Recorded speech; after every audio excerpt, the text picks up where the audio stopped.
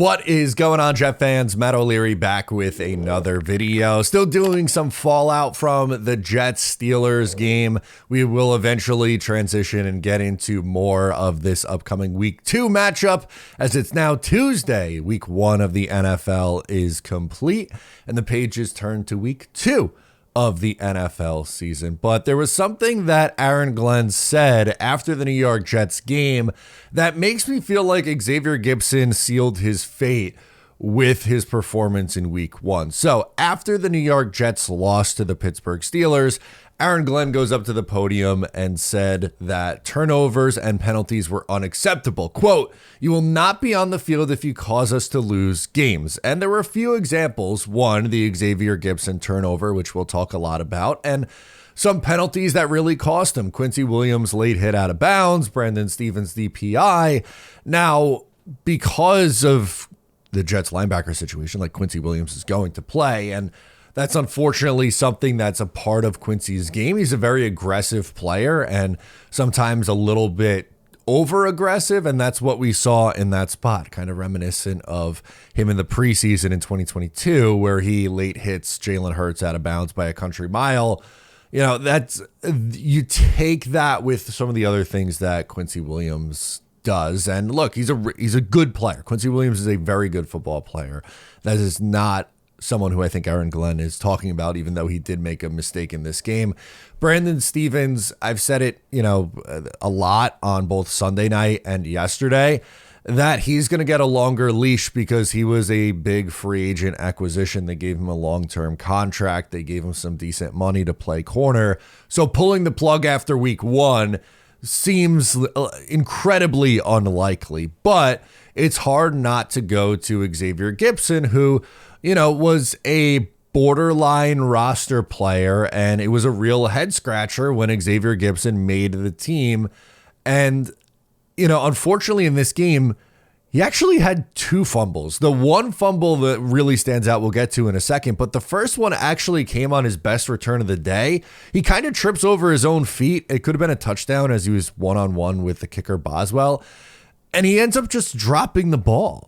Now, really heads up play from McCreary Ball on special teams to just jump on it, because that easily could have been a turnover. If Pittsburgh falls on it, it's their ball. He was not touched, and he just, I don't know why, thought he was down and dropped the ball.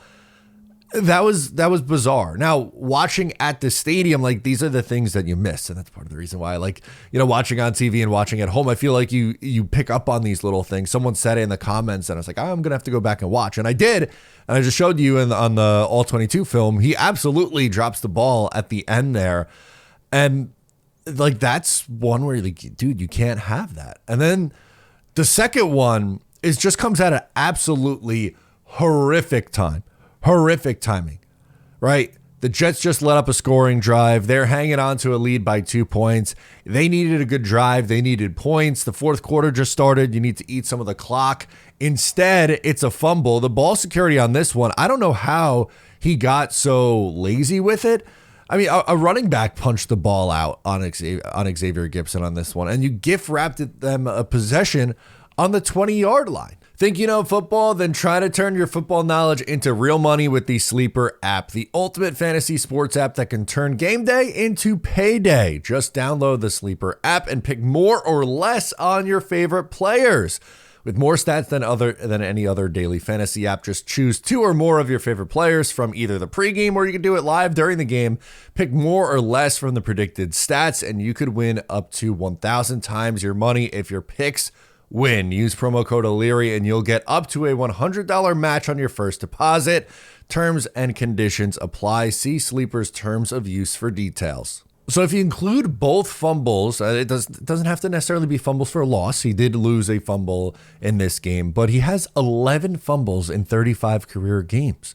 You can't live off of Week 1, 2023 forever. And, I think a part of the reason the Jets kept Gipson, they said it, he caught everything during training camp, but he also, at this point in his career, he's a veteran. I know he's still a young player, but he has 2 full years and a game of returning kicks and punts, where someone like Jamal Pritchett is a UDFA and, hasn't played in the NFL yet. And you don't know what you're going to get. But, unfortunately, it's Yeah, it's great that Xavier Gipson caught every punt and didn't have any issues, catching the ball in training camp or in the preseason. But when the bright lights come on, we unfortunately know what he is.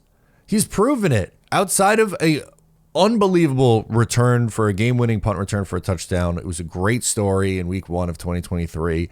That play will always be remembered in Jets history. Awesome play. Emotional game, the whole thing.